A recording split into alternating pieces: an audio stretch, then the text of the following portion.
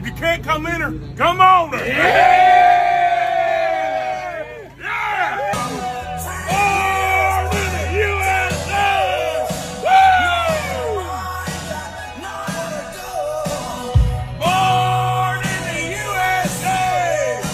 Hey, Suanna. Suanna. She's not listening. Hey, come up. You need to listen to your nana. Go ahead, baby. 6 o'clock. Girl, you crazy now.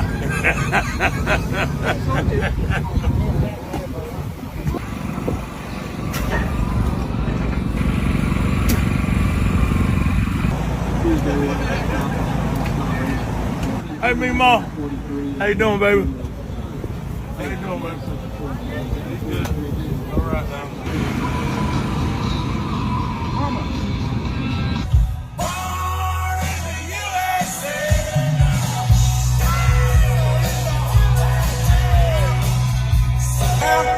Hey, you lost, boy? No, I'm going to the race. What race? NASCAR race. You going to NASCAR? Yes, sir. A little bit. You ain't lost, did you? No, I'm good. I'm going to the race, sir. You sure about that? Yes, sir. Find something safe to do, boy. Yeah. If liquor don't kill us, pussy must.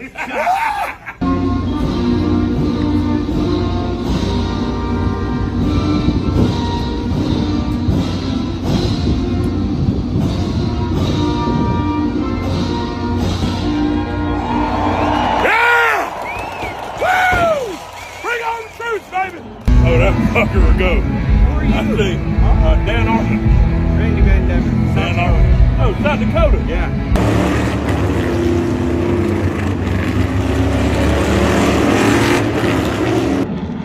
Damn right. Proud to be American. Druski Whiteface has ESAU said, but your blackface during Jim Crow was pure bigotry that became law. Hypocrisy. Job 20 verse 4 through 5. Knowest thou not this of old, since man was placed upon the earth, that the triumphant of the wicked is short, and the joy of the hypocrite but for a moment. Now you saw at the beginning of this video, you saw Druski imitating white folks, or biblically known as Edomites, descendants of Esau. Alright. So-called Caucasians, Europeans, all right? They all are descended from Esau. And he got him up in the fit. Before I go any further, I want to give all honor, glory, and praises to the Most High Yahawah and His only begotten Son, YAHAWASHI, whom the world ignorantly called Jesus. Double honors to my elders at Great Millstone, single honors to the elect, and peace and blessings to the 1/3, which mainly consists of women and children. So like it. Now the reason why I'm bringing this up, because for those who don't know or don't understand the history of blackface.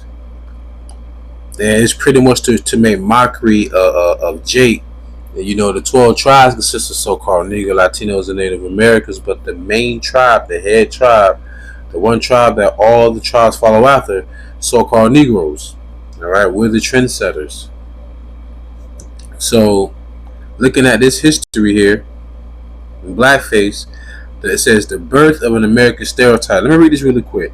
Historian Dale Cockrell once noted that poor and working class whites who felt squeezed politically, economically, and socially from the top, but also from the bottom, invented minstrelsy as a way of expressing the oppression that marked being members of the majority, but outside of the white norm.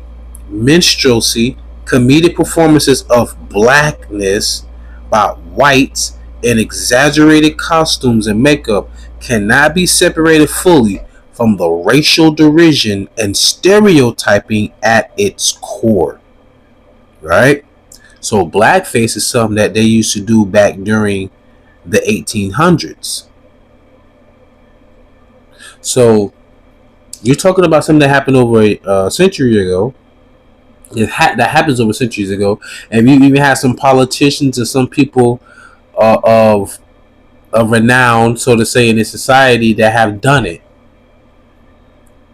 And like I said, it's no different than them having postcards and pictures of our children and cartoons as monkeys as gator bait. Yeah, they did that, you know.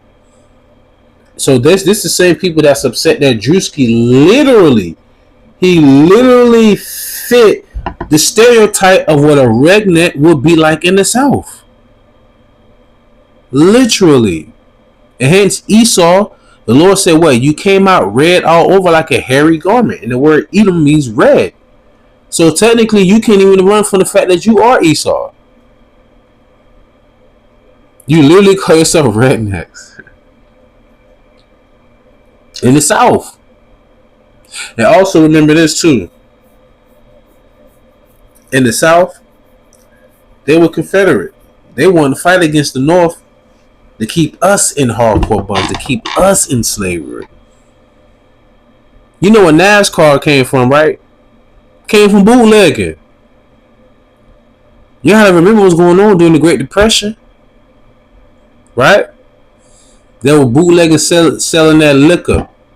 Remember they had the Great Prohibition, right? The outlaw liquor. If Esau can't tax it, you can't have it. That's how it was even with marijuana. All them jakes that got locked up in the 90s. Still locked up. Some still locked up right now. Now you can go inside a smoke shop and get this stuff. That's how Esau works. But going back to Jim Crow, let me read a little bit more of this. By distorting the features and culture of African Americans, we're not African Americans, we're Hebrew Israelites. The so-called Negroes in America are not African, but we are FBA for the tribe of Judah, okay? Including their looks, language, dance, department, and character. White Americans, Edomites, were able to codify, listen to this, y'all, to codify whiteness across class and geopolitical lines as its antithesis. People, this was happening in the 1800s. Do you want to know when the woke movement started? The 1930s. Man, there's so much information out here, y'all, today. How can you not know some of the stuff? You know what I'm saying? Even going back to the first government programming. The first government programming went to Edomite women, Caucasian women. Like I said, their husbands was dying in those caves, and the women wasn't working back then during the early 1900s. So they set up the welfare system for the women. Snapping all that was created for the Edomite women. You Judahite women were not involved in that. Like I said, during 1921 when Tulsa, Oklahoma massacre happened, 1921, they were like during the beginning of the Great Depression, but we still had prominent neighborhoods. So Esau was going through it. They don't tell you the whole flip. They don't tell you the all context of what was going on during in history, man. When Esau was suffering, we were still busting. Why think they literally dropped bombs on Tulsa, Oklahoma? We bustling and they're starving. Like during the 1930s, that's why I'm breaking it up. That's where the woke movement came from. I forgot the name of the individual. It has nothing to do with what woke is today. Woke was pretty much being on code against whiteness. Like it says right here, they codified their whiteness across class. Even I forgot what it said. You can tell the poorest white man he's better than the richest black man. He'll give you all his money.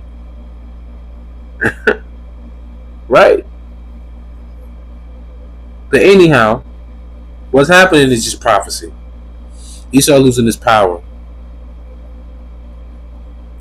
The first minstrel shows were performed in 1830s. Damn. 1830s, y'all. New York by white performers with blackened faces. Most used burnt cork or shoe polish and tattered clothing who imitated and mimicked enslaved Africans, Israelites, on southern plantations. On southern plantations, y'all. In the South, that's why I mentioned on the rednecks and NASCAR. These performances characterize blacks as lazy, lie, ignorant, lie, superstitious, hey, don't sweep my foot, hypersexual, that is a lie, forgive me, and prone to thievery and cowardice. Thomas Dartmouth Rice, known as the father of minstrelsy, developed the first popularly known blackface character, Jim Crow. In 1830, by 1845, the popularity of the minstrel had spawned the entertainment industry. So it came into the entertainment industry.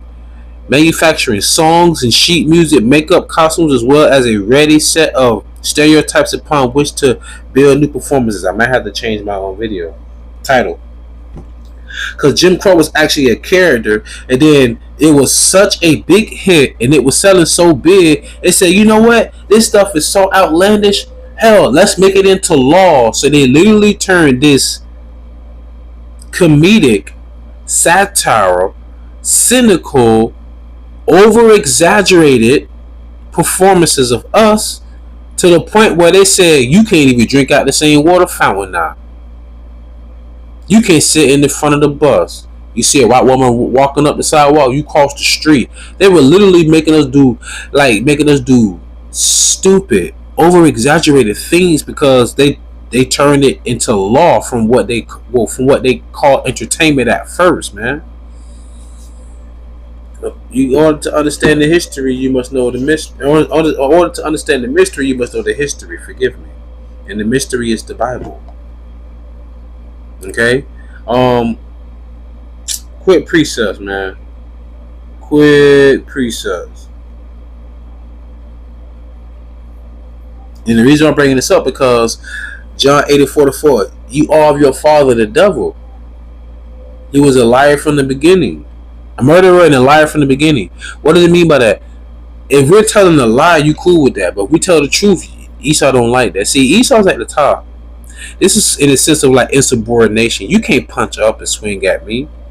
Because see, Druski's not backed by some big conglomerate to where somebody can call his handler and say, hey, we don't like that. Druski's independent.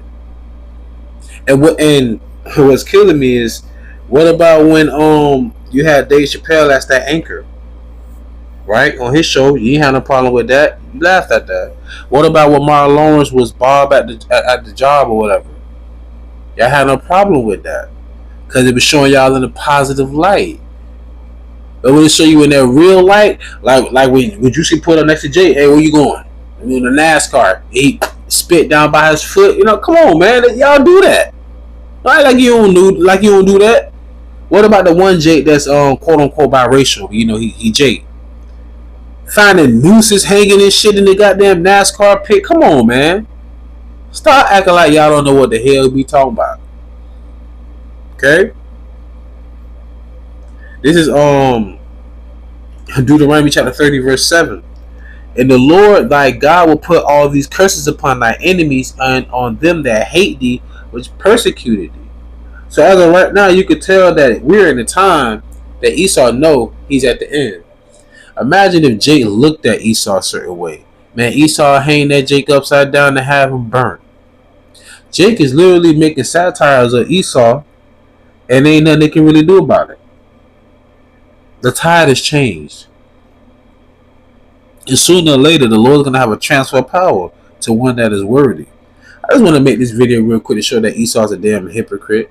And the Lord's going to put all these curses upon them anyway. Because y'all made a big mockery of us. Hell, they even have something known as the goddamn laughing barrel, y'all.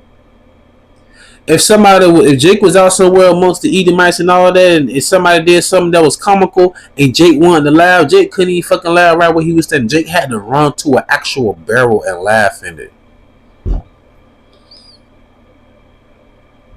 Humiliation, right? When the Lord said, you shall not be ashamed no more. Yeah, this is what he's talking about. For real, y'all. Shalakia. I'm about to get ready to close out anyway. Let me read this and close out. Lamentations chapter 1, verse 21 through 22. They have heard that I sigh. There is none to comfort me. All my enemies have heard of my trouble. They are glad that thou hast done it. They're glad that we're in the situation that we're in. Esau know who we are. What it says in Zechariah 11 and 5. They said, blessed be the Lord, for we are rich. Come on, man. Stop playing.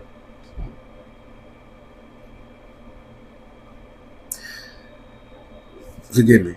They have, Lamentations 1:21. They have heard that I sigh. There is none to comfort me. All my enemies have heard of my trouble. They are glad that thou hast done it. Thou wilt bring the day that thou hast called, and they shall be like unto me.